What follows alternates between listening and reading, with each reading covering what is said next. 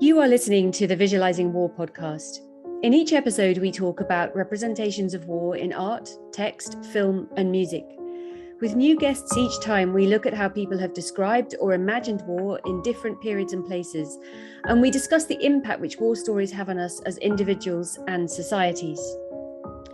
Hello, my name is Alice Koenig, and I co-direct the Visualising War project at the University of St Andrews. Last week, we talked with photojournalist Peter van Uitmael about the images he's captured in modern conflict zones and the stories he wants to tell with them about what war does to individuals and communities.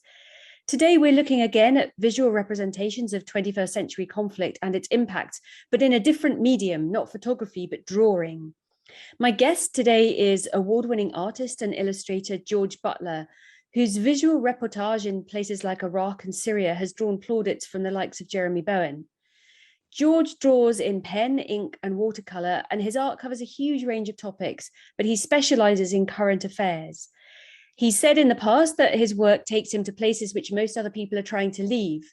So, for example, in August 2012, George walked from Turkey across the border into Syria, where, as a guest of the Free Syrian Army, he said about drawing the impacts of the civil war on people and towns.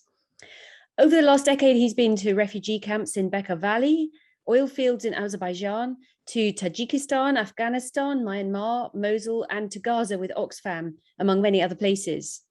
His drawings have been published by The Times, The New York Times, The Guardian, BBC, CNN, Der Speigel, and a host of other media outlets, and they've also been exhibited at the Imperial War Museum North and the V&A Museum, among other places. And George has also recently published a book called Drawn Across Borders, True Stories of Migration, which we're going to talk about and which I strongly recommend people buy. In Jeremy Bowen's words, George's work gets to the essence of war and the experiences of the human beings caught up in it. And Michael Morpurgo, another expert in representing war, has written, George Butler is the Paul Nash of our era. No one has captured in art the destruction and suffering of modern warfare as powerfully. With his pen and brush, he tells the stories of the suffering and of the refugee and the migrant wherever the wars are in this turbulent world. There is terrible beauty in his drawings. He means what he paints, opens our eyes and hearts to the suffering, tells the tale of our fractured humanity, helps us know more clearly the lives of others caught up in conflict, so that we can begin to mend shattered lives, to give shelter and homes and hope where there is so little. So we're going to be talking about the impact which George wants to have with his drawings as we dive into some of his work in a minute. But first of all, George, thank you so much for making time to talk to me today, and welcome to the Visualising War podcast. Thank you for having me. That was the nicest introduction anyone's ever given me. It's very much deserved. So I wonder if we can kick off by you just telling us a bit about your journey as an artist. When did you start drawing and why? It's always been in the background, I think. My mum was an art teacher, and so it's been there, but I didn't really ever consider it would be a career or that it was something that people did for their lifetimes. It wasn't until the end of school, really, when I had this art teacher that suggested that if I wasn't good at anything else, I should do art, carry on to a foundation course at Kingston. And then I did the illustration BA there. So it was for 4 years, the chance to practice. And it was sort of within those 4 years that I realised that drawing could be a thing and that we've used it as a formula for reporting news and that lots of other artists have done it before. But we just, in the last 30 years or so, have forgotten about the power of a hand-drawn line and of sitting down with someone and listening to them. Absolutely. Well, I mean, I wonder if you can dive into that right away. So obviously, when we think of modern journalism, the images that spring to mind tend to be photographs, video footage on our news reports. And we are flooded with that all the time at the moment. So are there things you think that drawing can do as a form of reportage that photography, for example, can't? I think, yes, I think lots. I suppose I'm competing for space with writers and now podcasts and documentaries online. So drawing offers the artist's opinion. It offers something that's handmade. It offers chance to see something differently. Quite good at taking very vulnerable moments and seeing them through the lens of a human, not through the lens of a machine like a camera. But I think the process is the most important part, really. The most important difference is the time that drawing allows somebody to sit and watch or observe or listen. And very often when I've been sitting on the street or in places like Afghanistan or in West Africa, without real purpose, the drawing just allowed me to learn and to watch. And I think slowing down is a very important thing that we've probably forgotten slightly how to do at the moment. And maybe 2 years of COVID reminded us a bit of that, but certainly this immediacy on our phones is lost. And so drawing has allowed that. And I think it also allows the viewer more time to, in a funny sort of way, it demands time from the viewer to look at it and work out what was happening. I think that's right. And there are one or two of your illustrations in particular that we could talk about later that really bring that out. But yeah, so you've pulled out time and the process of drawing, which I think is really fascinating. Coming up on the podcast next week, we've got someone talking about conflict textiles. And again, the process of making is a very, very important part of the storytelling that's going on there. But you also talked about listening. And I think that's something that comes across in your work. On your website, there is text about some of the illustrations that are featured there, and in the book, Drawn Across Borders. You talk very much about the stories. In fact, I think in the introduction to Drawn Across Borders, you say something like, I'm very grateful to the people who sat still long enough to be drawn, but even more appreciative of the time and energy it takes to tell a personal story. And clearly, actually, that's something that really impacted you as you were drawing, the fact that people actually came and talked to you, and that in that process of drawing you understood. And because you weren't taking this sort of single second or microsecond snapshot photo, you were able actually to put into your drawing some of the things you learned in the process of it. Is that right? Yeah, I mean, that process of listening and spending time is of course what all the good writers and photographers and filmmakers do, but there's no getting away from it when you're making a drawing. You are there by permission of the people in front of you. They are giving you permission to draw them because they're not walking off. And so whether you like it or not, and luckily I do like it, you sort of have to listen to what they're saying because they've got your attention and you've got theirs for at least an hour. It always starts, as all these conversations do, about food and weather and where you're from and the Premier League. And then once you've got through the sort of veneer of it, but it becomes a very fast introduction.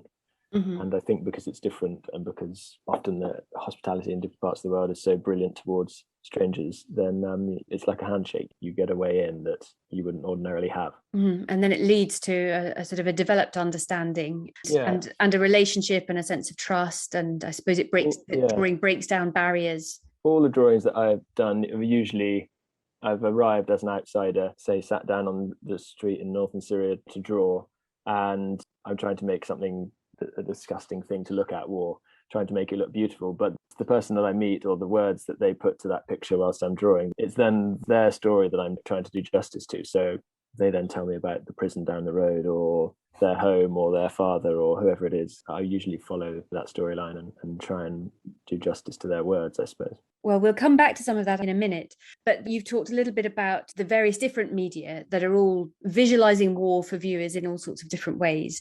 And I wonder if you can talk a little bit now about the style of your drawing. So you draw in pen and ink and watercolor. Is this just what you've enjoyed and found suits you, or are there particular reasons why you gravitated towards that particular style of drawing? I think artists are always limited by their ability. So pen and ink drawing is something that I've practiced a lot and can do, so I'm comfortable in it. Maybe if I was doing sculpture or oil painting, it would be a much worse result. But I think the nice thing about learning to draw in ink from a kind of practical point of view is that there's no chance to stop and rub anything out. You have to be bold, you have to trust in your own ability. That is a very useful tool. Drawing on location is just sort of straight on the page in ink. If you make a mistake, you just go over it again. And it's a great sort of magic trick or an illusion for people to watch, I suppose, as well. It's just the way that I have found best to try and comprehend those difficult scenes, and choosing what to leave in and what to put out, to take out. And that's an equally important part of it. Yeah, absolutely. So pen and ink is something that really suits a reporter, and sort of the challenge of reporting on live events as they're unfolding and as the stories are being told to you, and your image and your understanding of what you're drawing is developing on the page. You could clearly draw anything you wanted, and I know that your artwork goes well beyond war, but you particularly focus on current affairs, using your art to highlight humanitarian crises. So how did you get interested in that? What drove you to use your art in that way and do reportage rather than other kinds of drawing, other kinds of content? I think two halves of it, really. One is that is those sorts of stories and parts of the world have always interested me, and so I think that seemed an obvious subject matter. But also when I was learning to draw, I just always liked the idea of having a balance between the story and making something look beautiful. And in some cases you get a great interview with someone, but they wouldn't let you draw them. And in some cases you can make a beautiful drawing of a mosque or of a landscape, but there's nothing beyond that. So I guess the pinnacle is to try and have more than the sum of the two parts. And so it's through looking at all those sort of famous artists like Paul Nash and Ronald Searle and Paul Hogarth and Felix Topolsky, who'd all done it before, that I kind of set my sights on. Maybe this is a good moment actually to start looking at one or two of your drawings. And I should say to listeners that you can look at George's work by visiting his website, www.georgebutler.org, and of course by buying the book that I've mentioned, Drawn Across Borders. So George, your work has taken you to a lot of different conflict zones. You've travelled to some really quite scary places, often heading into those places as other people flee. When did this start and where? Was Lebanon in 2011 your first trip as a reportage artist, or did it go back earlier than that? It went back earlier than that, but I don't know when you become a reportage artist, because I think the reportage element is so reliant on people who are seeing it. In fact, it probably isn't reportage until someone reads and passes it on. So when I was still at university, I went to Afghanistan in 2006, I think it was, for a couple of weeks. As an informal guest of the British Army, they have these sort of embedded roles for artists. I drew the kind of young men and women that were in the bases of the British Army and some of the American bases. And I realised then that a lot of the things that we've been talking about, there was some value to drawing. All the newsrooms that we saw and are now re-seeing this week and last week were all on the front line trying to get this sort of action shot for the 10 o'clock news. And I was quite rightly restricted to wandering around British Army bases with a pencil and a pad of paper. In a way, those stories were equally important. I mean, they weren't news necessarily, but they were what some of the servicemen and women did for 95% of the time, waiting around, cleaning guns, mucking about in the canteen, playing jokes on each other, and training and going on patrol. And that is a very boring part of war, but very much a part of it. So I sort of then set about trying to prove that illustration could match, or certainly be as important as some of the brilliant photographers and filmmakers we've seen. But it did more than that, really. I also realized at the same time, as being in with the army in Afghanistan, that I was only seeing a very narrow spectrum of life there. And so it took me 5 or 6 years to go back. But when I did then go back in 2014, it was very much sort of independent. And I then got to see these places that you're seeing in the news at the moment, Bird Street and the mosque in the center of Kabul, and ordinary life that so many people have been trying to get right for so long. Yeah. And it seems even more poignant at the moment.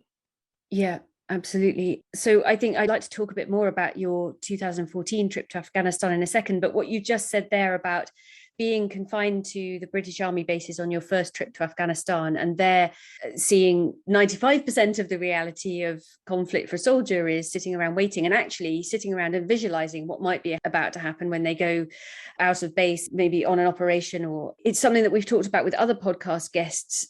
Our habits of visualizing war do tend to focus on the high stakes moments, the drama, the explosive bits, broader picture of conflict, a broader picture of being a soldier, being involved in the military or being a civilian goes well beyond those explosive moments. And so maybe the fact that you weren't a frontline photographer at the time actually gave you access to a sort of a more realistic picture of war and enabled you to depict something that is that broader experience of conflict. So you went back to Afghanistan in 2014, and on your website you write, almost each day I spent in Kabul, there was an explosion or an attack from an armed group. But I soon realized that despite the uncertainty and insecurity, the majority of Afghan life continues to be as close to normal as possible. It was this Afghanistan that I found overwhelmingly inspirational to document. What saddened me was that so many of the articles and reports I read before I arrived, although consistently accurate in detail and honest in their approach, made me expect the worst. This was far from the case in the small parts of Afghanistan I saw, especially in the north and west away from Helmand and other parts of the south and east, where most of the reports seen on our televisions in the UK have come from. So I just should mention that we're recording this the week after the Taliban have retaken Afghanistan. So there's a lot of poignancy, as you say, in looking back on your time in 2014 there. But it sounds as if what you wanted to do when you were there in 2014 was somehow round out what the wider public and the international community were seeing of Afghanistan and draw that bigger picture, and that picture that wasn't as bleak as some of our news reports were suggesting. Is that right? I think that's I think that's right in every place that I've been. We're all part of the press industry in one way or another, so it's sort of difficult to criticise, but there is this sort of feeding frenzy, isn't there, from place to place. It's not COVID, it's Afghanistan this week, and next week it'll be somewhere else. And that is fine. I know lots of people have contributed to it, and I know lots of people who still contributed to it, and their individual contributions are usually brilliant. But for some reason, the headline news doesn't give the sort of balance of a place. I mean, in the work that I do, for example, on the front line very briefly in Iraq, in West Mosul, lots of journalists coming in and out, as was I, a part of the embedded convoys for single days at a time in and out of the front line. And photographers would take their cameras to the tops of buildings and sit and record the bombs exploding, and they would be on your front page because that was what they were asked to do, and that was their brief. And then I would be part of that whilst machine guns are being fired off the roof. I was sitting to a bloke, I remember, I think he was called Abbas. He was about to go on leave, smoking a shisha and telling us about where his family are from and what he was looking forward to. And so in a way, it's like being allowed to backstage after you've seen this scary movie, and you in fact get to go around the back and be introduced to the actors, and they're sitting there and having a cup of tea. And in a way, it's an insight that there's no place for it between 10 and 10:30 on the news channel when you're trying to get everything in, but that is equally important. Well, it does communicate it very well, and it's humanizing the experience, broadening it, rounding it out somewhat. I suppose it's another version of what you were saying about drawing the soldiers sitting around bored, messing around, playing jokes in camp and not always out on patrol. But it's much more common. It's such a common experience. I'm just thinking about some of the pictures in that book and all the other ones. They're sort of bombed out buildings behind in West Mosul, and then 25 kids diving into the river, or all those sort of bakeries on every street corner in the Middle East, within 20 miles. There has been part of a war zone, or there's a little town in Hamal al-Alil who in 2014 was completely controlled by ISIS, and then when we were there, there's just tens and tens of people coming into the baths, taking off their uniforms, sharing an afternoon, having massages. I mean, it's that juxtaposition that I think is important. And it's those moments that I look for when I'm drawing. That certainly comes through in the drawing that you've done in Mosul. So in Drawn Across Borders, there are some drawings from your second visit to Mosul in 2018. And it really is wonderful, actually. We're seeing images of the city sort of coming back to life, things partly repaired, people returning home. And you're telling stories and you're painting portraits of ordinary people who've lost their homes, actually physically. Some of their homes have been literally destroyed. But of course, Mosul is still home to them. So what they're doing is actually finding other ways of making it home, making it life. And your illustrations really do sort of paint this picture of people bringing back a city to life and life kind of creeping back in, despite the sort of the destruction of the occupation of Mosul for several years prior to that. I wonder if we could talk a little bit about Syria, actually. So I mentioned earlier that you went into Syria in 2012. And I wonder if you can tell us what you ended up drawing as you crossed the border. You found yourself in a sort of fairly small, empty, half-destroyed town. What did you end up drawing there, and why did you choose to draw the things you drew? Yeah, well, the little town is called Azaz, and it's just inside the border of northern Syria, now sort of held by Turkish forces. So no one thought at the time that 10 years later this would still be an issue, we'd still be talking about it. But I met up with, as many other journalists did, it was the Free Syrian Army, and they were keen to tell their side of the story. This was at a time when lots of people in the West thought that the moderate opposition, as we called them, backed by the kind of most of Syrian society, would sort of march on Damascus, and Assad would fall, and there was going to be great hope and huge change. And that sadly hasn't been the case, and Syria needs as much help as it ever has at the moment. I mean, there's nothing clever about what I picked to draw. I just picked the things that I thought that my friends at home could never have comprehended or be able to see, and I picked the things that characterized that war, and they were kids playing on tanks, the marketplace beginning to open up. So I was there in a 10-day sort of lull in the fighting. And I drew a bloke called Ishmael who was walking through the town, watering his goats. I mean, anything and everything that I could begin to fit on the page. That was one of the moments that I'd sort of realized that I was kind of in the right place at the right time, and that anything that I could get on the page, if only it was a record and no one was ever going to see it, then that was its first aim. And then I scanned the drawings and sent them back to The Guardian and BBC and anyone who replied to my emails. Yeah, and it was early on in the Syrian war. In a way, it was less complicated. It was easy to know, more easy to know where you were and who could be trusted and what story you wanted to tell. Now, of course, that's been blurred, sometimes purposefully, and it's very difficult for people to distinguish right and wrong and black and white, and which is of course the intention. But yeah, so I'm looking at one of the pictures you did in Syria right away, which is of this burnt out tank. And I think it's worth actually just talking a little bit about your style for a minute. So it looks to me like you start with lines and with sort of outlines, is that right? And then you slowly fill in the details and you start to fill in a bit of colour here and there, but it's quite muted colour, and you leave a lot of white space and you leave plenty of things not fully coloured in. And sometimes, in fact, you don't actually all finish the outlines of everything. So there's the sketch of half a person almost standing on top of the burnt out tank at one point. That bits of the tank are finished off and bits of the tank are not. So there's sort of outlines of wheels or sort of shadows of wheels, but not the complete thing. So I wonder if you can just talk us through how the style helps you communicate what you want to communicate. This picture that I'm looking at has this sort of burnt out tank in the foreground. A few people, maybe some children as well as adults, are kind of playing on it or looking at it. In the background, there are buildings, some of which have clearly been half destroyed or partially destroyed. There's some rubble, people going about their business on bikes and walking around. So it's the ruins of a town that's still functioning, but with this massive monstrosity of a broken tank in the foreground. Yeah, well, the tank was relevant because it was a government tank and they had lost the battle there, and that was a great victory for the opposition. But the way that the images are built, partly the immediacy of drawing from life means that people come and go, or something else catches your eye, or there's a sort of rhythm and a pace to the way that you might make an image like that, which is important to kind of keep up, so that you have an energy in it and a fluidity and the luminosity of the page, like you might with anything, poetry or reading something out loud. There has to be a sort of almost a sort of beat behind it, and those sort of spaces are left on purpose. I'm picking the bits that I think are interesting, and they're made more interesting by having a white space next to them. There's a bit of style there, but apart from anything else, I think there's room for, in a way, it's sort of my job to make some of these places more understandable and sort of safe to look at. So I'm competing against the very full millions of pixels photograph on the next page, and so it doesn't seem necessary for me to try and copy the thing pixel for pixel in a way of having a camera, knowing that somebody has already taken a photograph of it probably 10,000 times, and that you can probably find that square on the internet by just typing it in. It sort of allows me to interpret it as I saw it and to include the people, but also I think it leaves space for people's imaginations. You can sort of superimpose what you know of that world on top of it. So those gaps are there for a reason, really.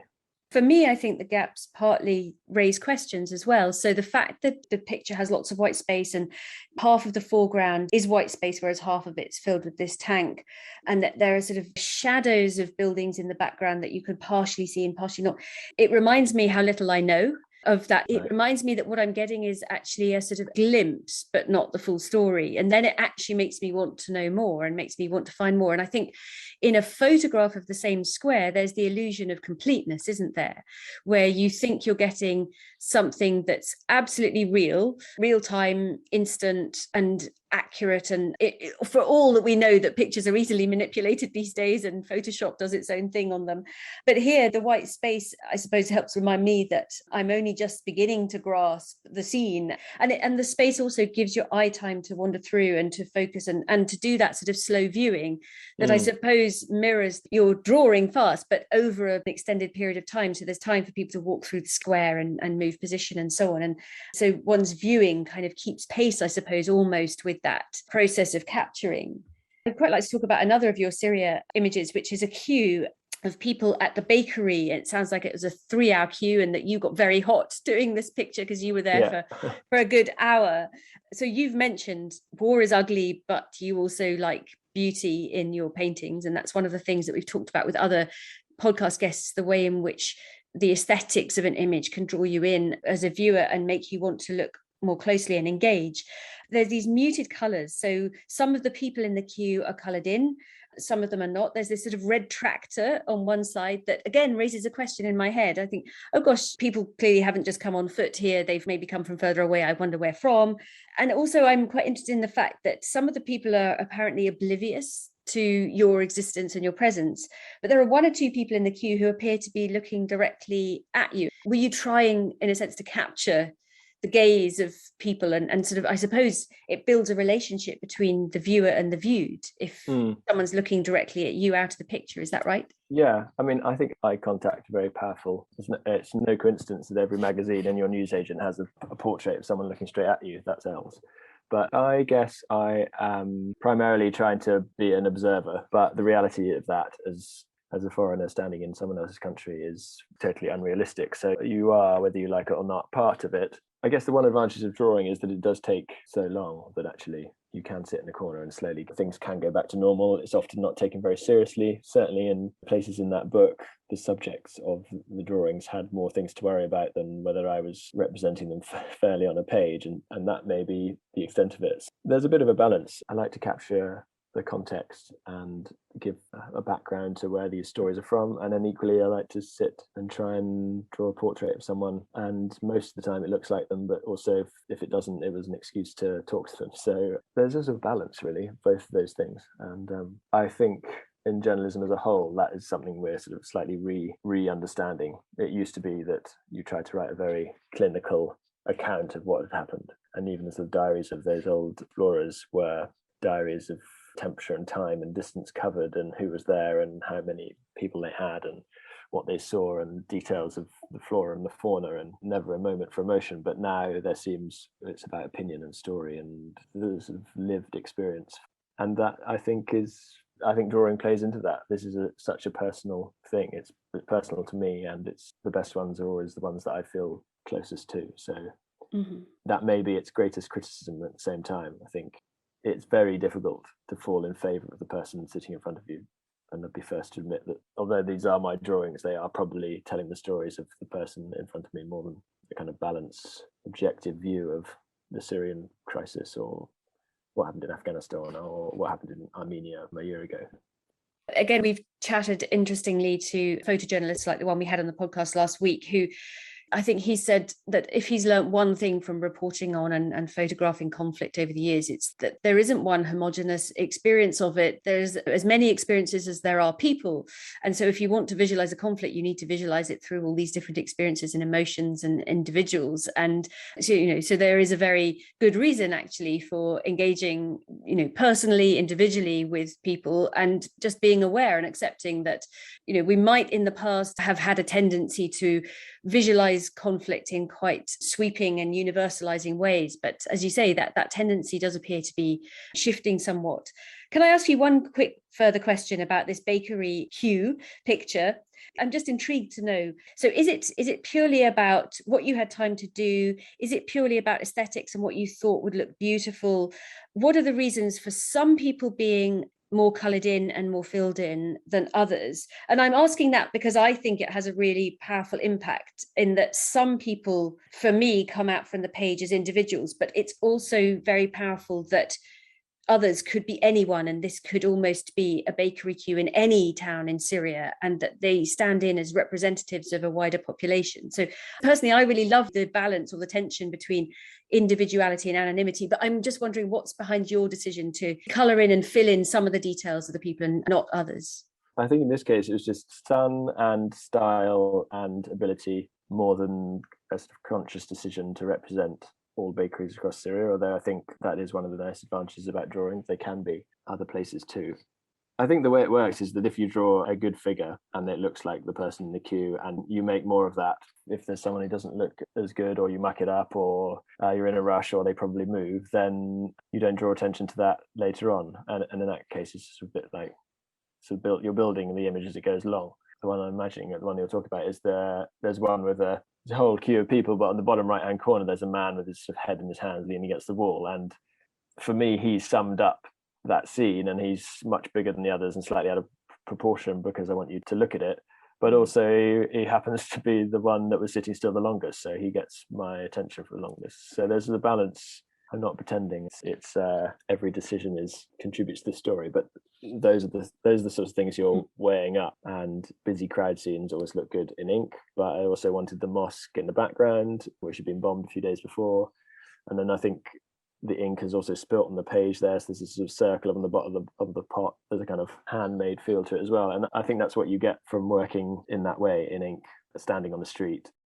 And that's part of the story, and that's part of the authenticity of the image, because actually what you were trying to capture was the fact that it's an incredible ordeal to queue for 3 hours for 3 flatbreads, and because that's the food that you've got available to you in this semi-destroyed place.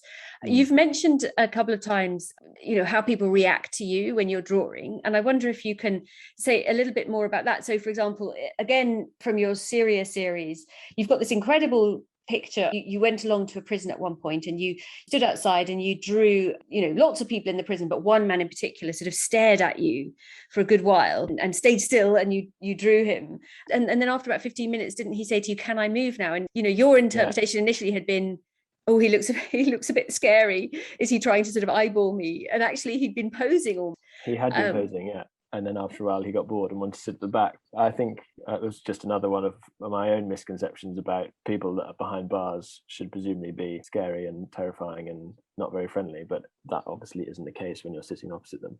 So yeah, he posed whilst I drew him in the front, and then he went around and sat at the back. I guess that story is available to me only as someone who would sit and draw. In any other circumstance, that wouldn't have happened.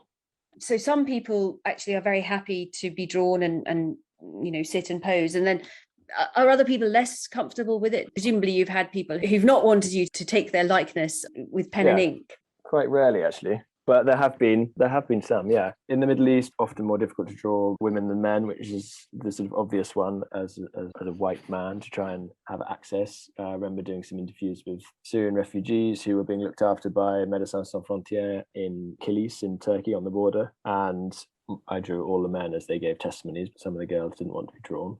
A couple of times in Transylvania, in Romania, there's been a very kind of great sort of societal difference between some of the sort of classes and ethnicities in Transylvania. So it makes like sitting down and taking photographs or being a foreigner, it's not dangerous, but they just don't necessarily like to interact. And so a couple of times I've had to stop drawing there. Broadly speaking, kind of doing a disservice. I could and would go anywhere in the world with a pad and paper. Not expensive. It doesn't highlight the difference between you and the person you're drawing. It's open. They probably think you're not very good at it, and that it's quite funny that you've got the time to do that. They don't attach value to the drawing like we would. Could have come back and sit it on the gallery wall. So there's really no threat. Mm-hmm. You couldn't possibly be writing something that's having an opinion on them because you're not writing anything. So it's a really safe way, and it's not just how people react when they see you on the street. It's more they go beyond that. It's almost, in my experience, it has been they have wanted to almost look after me, so take me under their wing and say, "Come and see this, come and see that. Let me show you this. Have you got a place to stay?" Mm-hmm. And the only common denominator, as I can work out, is that I've had a pad and a piece of paper. So people have not tended on the whole to see drawing as a threat. I wonder how much some people see it as actually a powerful medium. You went back to Syria in 2013 and you were there with an aid organisation at that point, and you were particularly focusing on civilian suffering. So you ended up in a children's ward in a hospital. And I think you write about this in your book. War photographers often talk about hiding behind a camera. And on this day, I did the same, hiding behind my drawing board. I drew Bassam, who was 10. 3 days earlier, he'd lost his brother, his mother, and his left leg in an airstrike. The nurse came in and pulled the blankets from Bassam's bed to reveal his injury. She said nothing, but I knew what she was telling me. If you want to know what really happens here, look at this. I understand that his father initially was uncomfortable or thought there was no point in you drawing him. And so it sounds like that nurse, and I think other people in the ward, thought, actually, no, the world needs to see this somehow. Is that how things worked out? Yeah, that's exactly how it worked out. I think those moments are always full of sort of decisions to draw things or not to draw things. What do you take a photograph of? What becomes, there's the age-old sort of Don McCullen with the starving albino kids in East Africa. Should you have taken the photograph? Should you not? And not likening this situation to that. But it is a moment when I sort of feel like I have challenged my conscience to stay in a place or not. And this little boy had lost his leg and was lying unconscious, and in fact saying that art wouldn't make a difference. And I probably agreed with him. I mean, and 12 years on, we probably should still agree with him. That little boy will be probably 22 now, and will still be walking with no legs. So I guess the case for it is that it sort of does justice to their story. It was published in some newspapers. It's now in the National Archive in the V&A. It'll stay there forever. One of the reasons that it went there was because once it's in the collection, it can never be passed on somewhere else. Don't know whether it makes a difference, but I sort of thought if there was a way of telling that story then through illustration and sort of meaning well was good enough. And I think it was. The Syrians that I know and interact with now were thankful at the time that anybody was listening, and still are, because that hasn't happened and didn't happen. And what we're seeing in Syria at the moment is a result of, broadly speaking, Western inaction. You say inaction, but I suppose one might as well also say apathy. And again, this is something that we've talked about to, another conflict photographer, Hugh Kinsella-Cunningham, whose photographs, he works mostly in the DRC at the moment. And what he hopes his photographs do is make people care, fundamentally. And then if people care, then more people might do something. And then that might actually lead to some kind of action, whether that is charitable giving, whether that is political action, but some kind of action. As you say, it doesn't fix the victims who you're capturing in these images. And I think you write in your book about actually how conflicted you were, and the fact that the drawing is perhaps more unfinished than some of them, because you were, I suppose, wrestling with this question of, should I sketch this, should I not? That gets me asking actually about your red lines, really. You've touched on this. Are there things that you absolutely don't illustrate and don't draw? And is that for ethical reasons, or is that actually partly because you can't bear to look, or because you don't think other people will want to look? People's children and people's pets. Yeah, there are, but I think there's real context to it. So, for example, I was in Armenia before Christmas, and we'd been there, me and a journalist friend of mine, Gareth Brown, trying to get a story together about the end of their war with Azerbaijan. And for days and days and days, we were wandering around trying to get sort of something to go on. And on the last day, we sort of visited this trench with all these young men standing, and it was the most extraordinary sort of scene. The kind of poorly dug trenches with little spades and like 20-year-old blokes standing around in the freezing cold. The war had finished, but they didn't trust the Azeri army to sort of keep the ceasefire, so they were standing trying to protect their villages. And that, I thought, was a scene worth drawing. It was something that I thought we'd left behind in the history books, and yet just the other side of Europe, supported by various other superpowers around the world, was this scene of 1917. Obviously, to get more and more into showing the journalists around, and then the most exciting part was to show a grave of somebody underneath a tank, and indeed the kind of burnt hand within some old clothes. And for me, that was less relevant to draw. Like, I could have made a nice drawing, a very anatomically beautiful drawing of somebody's body, but there wasn't really a story to it. So I think the red line moves with, if that had been irrelevant to one of the stories we were trying to tell, then I think that I could have sat down and drawn it. I drew some extraordinary scenes in Nepal when I accompanied a surgeon from England called Donald Samet, and he was rebuilding the hands of people with leprosy. And one man who was under a local anaesthetic having his leg amputated. So these are like particularly gory moments. But it seemed like it was totally relevant to stop and draw and be interested and ask questions, because they're all contributing to the idea that a sort of forgotten disease that we think is medieval and doesn't exist anymore. It's case by case, I think, and there's a fine line between voyeuristic and sort of sensationalization. I think as an individual, you can decide that. It would be more difficult on somebody else's behalf. Yeah, it's something that's quite difficult actually almost to put into words and to sort of have a set of rules around, isn't it? But from what you've said, it's partly about taste, and it is partly a little bit about ethics, not voyeurism or sensationalism, but it's a lot about storytelling, and it's about finding these unknown stories, these surprising stories. There's a couple of cases you just talked about are the fact that, we have these misconceptions that people don't do trench warfare anymore, for example, or that leprosy is a disease that's died. And one of the things you're trying to do is show, what actually there are parts of the world where this might still be going on, or where our understanding of the world is limited, and your pictures are filling that in somewhat. Yeah. In the news, we see it. Is it appropriate to show Afghans falling out of a military jet flying away from Kabul airport? Probably not. I didn't watch it. It sounded revolting, but it drew attention to Afghanistan like Afghanistan has never had, certainly in the last 10 years. So it's an ongoing wrestle. Just on the subject of storytelling a little bit. So you've been to Gaza and the West Bank with Oxfam. I wonder if you can tell us a little bit about how you decided what to capture in your drawings there. So the drawings that you did there seem to be a mixture of portraits and cityscapes. And you've talked a little bit about the fact that your drawing and the subjects you choose ends up being led by the people you meet there and the stories they tell and so on. Do you tend to start with a plan in advance? Do you have a visualization in your head of, well, I think I'll try and capture X and Y and Z? Do you start with a plan, or do you tend to go without a plan? And does an organisation like Oxfam have a plan for you, for example? They definitely have a plan for you. And lots of journalists won't go on those sorts of trips or with military or with convoys, or because you are led around the things that they want to show you. But I think in a way, as an artist, I can bypass some of that, because I don't know why, I think I can. In Palestine and in Gaza, for example, I didn't really mind what I was being shown. As far as I'm concerned, everything within the Gaza Strip was to be drawn, whether it was the very ordinary market or the main road or the set of traffic lights, or I drew a market street which the only relevance to the story was that it was called Trans. It had an enormous transistor on the crossroads. So that was there trying to provide the 3 or 4 hours of electricity that people in Gaza had at the time.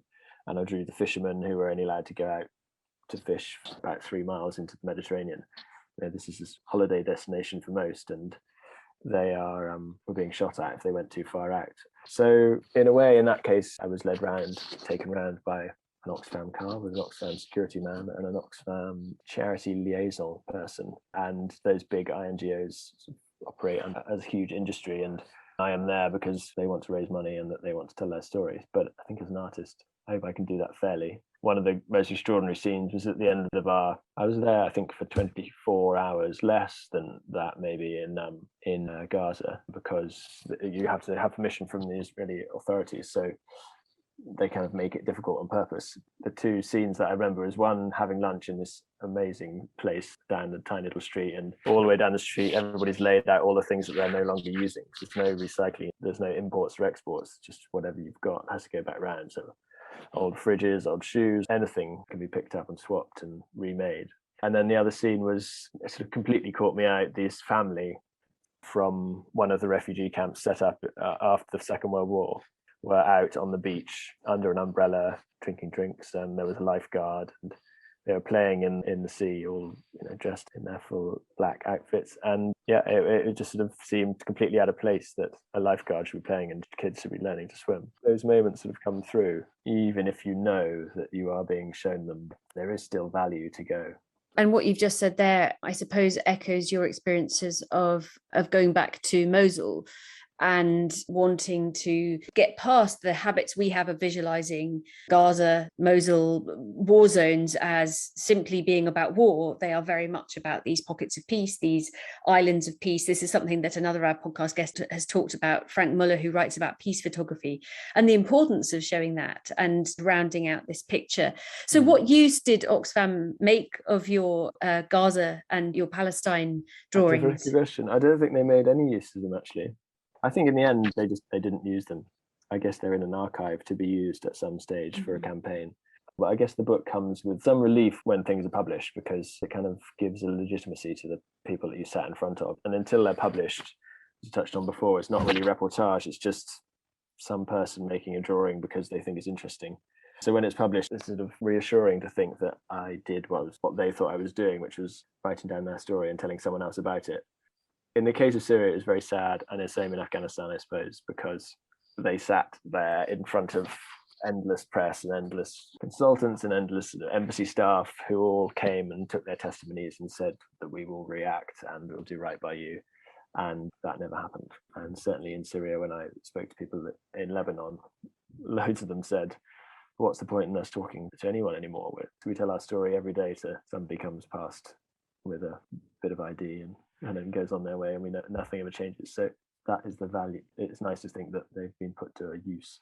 Yeah. So the book then came out this year, Drawn Across Borders, and it captures some of your drawings from Iraq, Syria, but also Lebanon, Myanmar, the Balkans, and so on. So actually, it covers all sorts of different migrations, and not all of which are driven by conflict, and not all of which involve people actually leaving their home country. So sure. I think that's how you start the Kenyan section. Migrations happen internally as well. Yeah.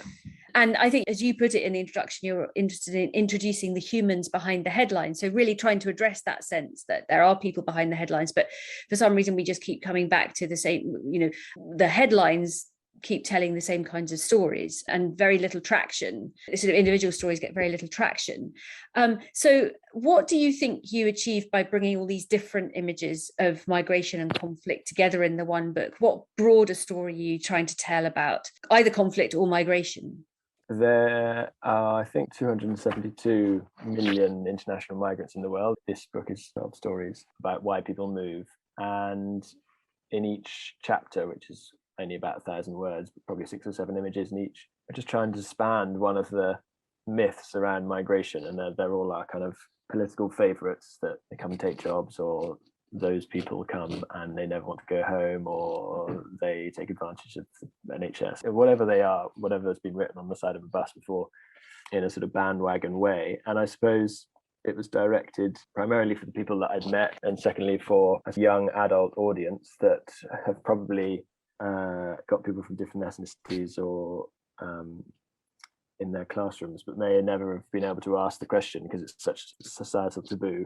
Where are you from? And often that's the question followed up by like, no, where are you really from? Which is obviously awful. So it was kind of based around that. And I had an understanding, basically what I learned in going to these places, and it probably took me 10 years to do. I realized that I'd kind of learned enough to know that there was much more to kind of know about, understand about identity and how people see themselves and country of origin and where can you call home. And it seemed to me that it wasn't necessary to try and, it's okay to talk about it without understanding. You don't have to have everything covered off like perfectly eloquently, even out loud, even in the press, even as a politician. It's okay to still not fully understand or be able to comprehend the experiences of people that have moved around the world in search of something better, but it's still okay to talk about it. And I think that was the point of the book, that it's okay to ask all of those questions that that our grandparents sort of say, is it okay to ask that? And yes, it is, as long as you are open to the answers. I mean, you're touching on lots of really interesting and important things there. The subjects that are taboo, that we find hard to ask about and find out about, which then sort of circles back into us not knowing, but the importance of knowing and understanding, and our very limited habits of visualizing conflict and post-conflict and migration. This is something that one of the artists on our podcast has talked about. How do we visualize the rupture of forced migration, the loss? How do we visualize that? It's almost unvisualizable. And I mean, I think, for example, your page on Lebanon, it's really hard hitting in that respect, in that what you've chosen to do there, instead of visualizing people, is visualize the objects that a family in a rush scooped up when they were fleeing Syria into Lebanon. And one of the million refugees from Syria that ended up in Lebanon, and this sort of extraordinary accidental collection of things like a remote control that no longer works because, of course, you're nowhere near the television or whatever it was that it originally controlled. Yeah, I think the book is amazing. There are lots of portraits of people and cues of people, and maybe one or two of the images that we might stereotypically connect with migration, but then many other images that round out that picture and fill it in for us with splashes of color here and there. And I love the picture that you've got on your page of the Balkan route. And I wonder if you can tell me, I think you must have drawn this before the Brexit campaign. Is that right? I think it was in 2015 that you were drawing this, maybe? Yeah, end of 2015, maybe. It's really interesting because it looks so like an image that Nigel Farage used as some of his campaigning about anti-migration campaigning. It is a cue of people, but you're using it in such a different way, actually, to get us to look at the individuals and to hear their stories and pull out with your coloration, some individual stories while communicating that kind of the numbers, the scale of the people involved. Yeah, I mean, I think that was part of why that campaign was so disingenuous, but in a way, those scenes that's what they looked like, but it's just the context in which you delivered them in that made them right or wrong. I suppose that's an interesting question. Two images can be delivered so differently, and one can be true and one can be blurred or not true, and that goes on. I guess that's going on at the moment as well. And no doubt the images in Afghanistan of people being packed onto planes will be used as sort of similar fodder for that side of the political world. I guess in a way that's what's nice about drawing, is that I think even though it wouldn't stand up in a court of law, and even though it's probably not an exact representation like a photograph might be, in a way it does come with the truth in the way that it's delivered and the message that it carries. And that I don't think can be said for necessarily all the images that arrive on our mobile phones delivered as sponsored ads or paid for coverage, or by single news organizations run by 2 or 3 powerful men. In a way, those images, although they were taken with a camera, the kind of the best technological tool that we have for capturing a moment, aren't always real. If I may, I'd love to ask you about one final set of images. You've been to Yemen, and I've been looking at some of the drawings you've done of the conflict there. And I think one of the things that strikes me when I look at them is how little visualized that conflict actually is. We don't see much of it in our news feeds. We don't get very many glimpses into it. So I think one thing I'd be interested to know is, who are you trying to reach with your drawings? But also, what are you trying to communicate? So it struck me that there's a lot of stillness in your pictures from Yemen. So, for example, I'm thinking of some images of men sitting with guns, but there's no firing, people sitting and standing around, a stash of guns. What story are you telling there about the sort of the progress of the conflict? That's a very good question. I do remember writing an article for the Washington Post that I don't think was ever used. I actually don't think these images were published in the end. We were in a part of Yemen in the east called Al-Makra, which is next to Oman, and I guess it was one of the places that you could get into, although not very many people did. The real conflict as we imagine it or saw it or heard about it was at the other end of the country. So these images wouldn't represent that, but they did represent a struggle between Oman and Saudi forces, so trying to keep control of that border. So I was there he was an ex-general in the Yemen army, for want of a better word, tribal leader, who had amassed a sort of small force of militia. And so we were just sort of traveling with them. So you're right, it was an uncoordinated group, a sort of set of photos of young men with guns in a place without ever honing in on a broader theme. In that sense, I think they were quite interesting photographs, like interesting to get people to pose with their guns, or to get these incredibly powerful people to sort of sit on their trucks, or like they took us across the desert all through the dunes just to sort of show us the countryside one afternoon. And so in a way, nice drawings, but not the most powerful piece of reportage, because there's a sort of lack of direction with the story. And it was also part of the world that, although lots of people trying to get in and out, there wasn't huge sort of interest from press people, producers and editors, and to sort of soak up that thing. So I think that is one of the struggles. In a way, you can make a great set of drawings, but it doesn't necessarily mean that you've done your job. That's quite frustrating. So yeah, it comes back, I suppose, to that combination between drawing and storytelling. But also what you've just said about the fact that, maybe media organizations weren't so interested in some of these drawings from Yemen. I wonder whether the lack of direction of the conflict itself might have been playing, or the lack of direction of that particular aspect of the conflict that you were looking at might have played a role. But yeah, media organizations are quite wedded, I suppose, to the stories that they want to tell. And unless you're producing stories that are in that vein, they might be less inclined to buy them up. So, George, you're incredibly modest about your art, but it's had a huge impact on me, and actually on other people I've shown your book to. I think that you perhaps undersell the power and the impact of it. I know that these ripple effects are sometimes quite hard to gauge and quite hard to measure, but the storytelling that you do with your art, the slow unfolding of real people's stories, is an important part of the wider picture, and I think really genuinely has the power to shape our habits of visualizing conflict and its impact and its sort of ongoing impact through migration and so on. I know that the stories that you've heard, the scenes that you've witnessed, the drawings that you've done have impacted you profoundly, and perhaps never more so than in Syria. And you clearly connected a lot with the people you met in Syria.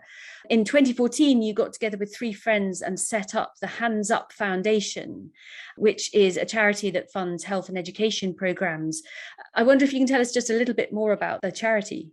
It's a small charity, and although we set it up between 3-4 friends living in London, the nice thing was that it soon became much more than that. And importantly, I think with all charities, it's not about the people who start them, it's about where the money goes. We raise money through events and trusts and all the usual ways, and send them to paying quite unsexy projects in the Middle East, which we think people aren't looking at or have overlooked. So we're paying some doctors' salaries in northern Syria, 21 medical staff there. We're paying some teachers' salaries who are looking after 300 kids in Lebanon.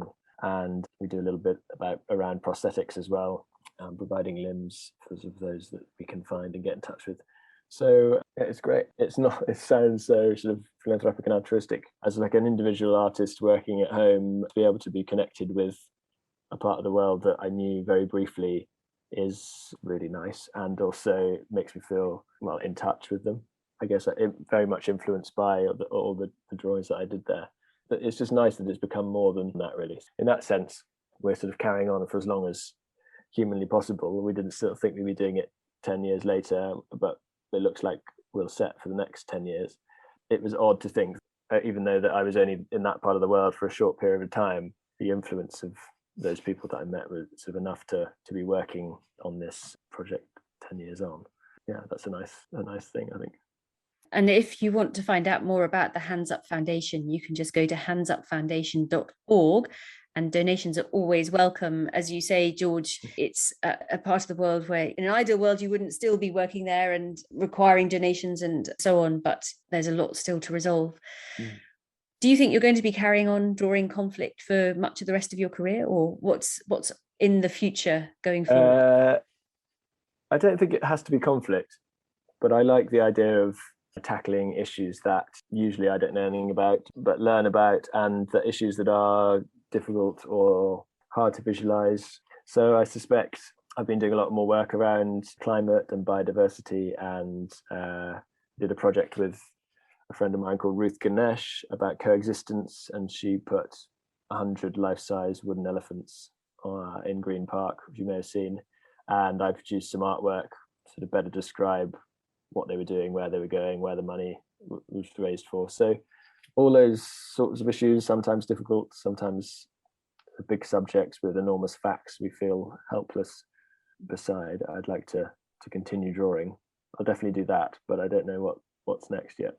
Subjects that are hard to visualize, that's a challenging but really fascinating career path. Yeah. So George, thank you so much for this fascinating discussion. Just a reminder that you can buy George's book Drawn Across Borders from George's website, and presumably also many other high street bookstores and so on. But thank you very much for sharing your experience of illustrating, of reportage with us, and the ways in which you have been using your pen and ink, your drawing board. I think the theme of what you've been saying today is really sort of illuminating aspects of conflict that we don't see through other media so often. I was going to say, thank you for having me. It's nice to remember all these places and talk about them out loud. Suddenly realise I haven't spoken about them for a long time, so it's nice. Thank you. Good. And thank you also to you, our listeners, for tuning in again. Please do join us again next week, when we'll be continuing this mini-series looking at visual representations of conflict in different media. So, as I mentioned earlier, my guest will be Roberta Bacic, who curates an extraordinary collection of conflict textiles from all over the world. And we'll be talking to her about the material representation of different aspects of conflict, often by women who want to express the impact it's had on them and their families. Some of these textiles are acts of resistance as much as resilience. So we're going to be talking a bit about art activism or artivism, a thread that we'll also pick up in podcasts to follow when we look more at the art of peace. So please do keep tuning in to the Visualising War podcast. We've got lots of interesting material coming up. If you would like to support our project, please share and subscribe to the show on Apple Podcasts, Spotify, or whatever platform you use so you don't miss an episode. And please do leave us a rating and review on Apple Podcast. It really helps people find the show. And if you'd like to join our conversation further, you can follow us on social media. Just search for Visualising War, or get in touch directly by emailing us at viswar@standrews.ac.uk. Our theme music was composed by Jonathan Young. The show was mixed by Zafir Gertin. Thank you for listening.